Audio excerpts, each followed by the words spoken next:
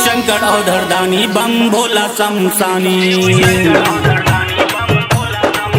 शिव शंकर औधरदानी बम भोला शमशानी, शिव शंकर औधरदानी बम भोला शमशानी, शिव शंकर औधरदानी बम भोला शमशानी, बाज डमरू कैलाश पे डम डम ना। ओ मेरे कैलाशी, ओ मेरे कैलाशी, मुझे दर का दास बना लेना। ओ मेरे कैलाशी, मुझे दर का दास बना लेना।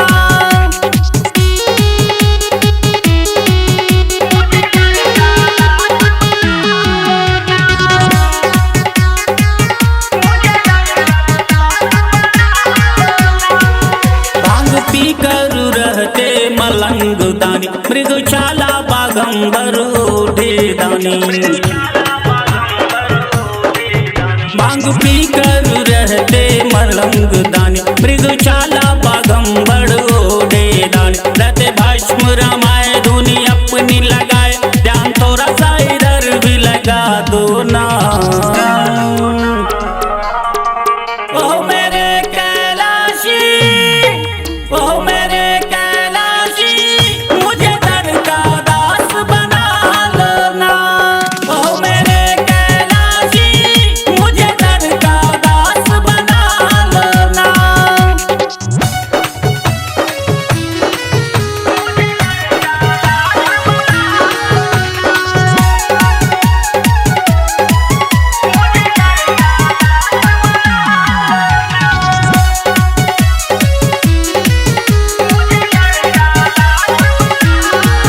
शंभु तेरी जटा में विराज गंगा, पार भव से किया मन जिसका चंगा।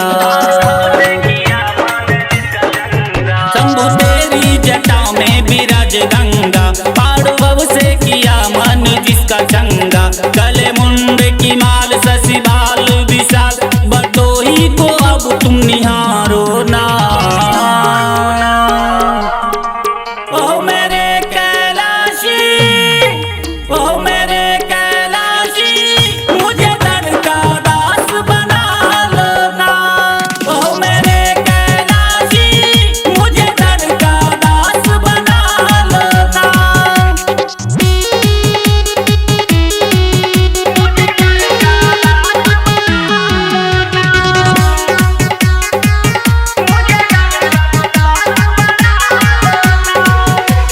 जटमलपुर गाँव में तिलकेश्वर बाबा, वक्त जो भी आए मनोकामना उसका पूरा।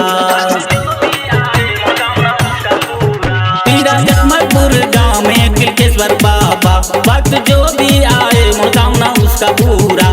कहे भक्त विशाल पूरा होए मन काम, छोटे बाबू को शरण में लगा लो ना।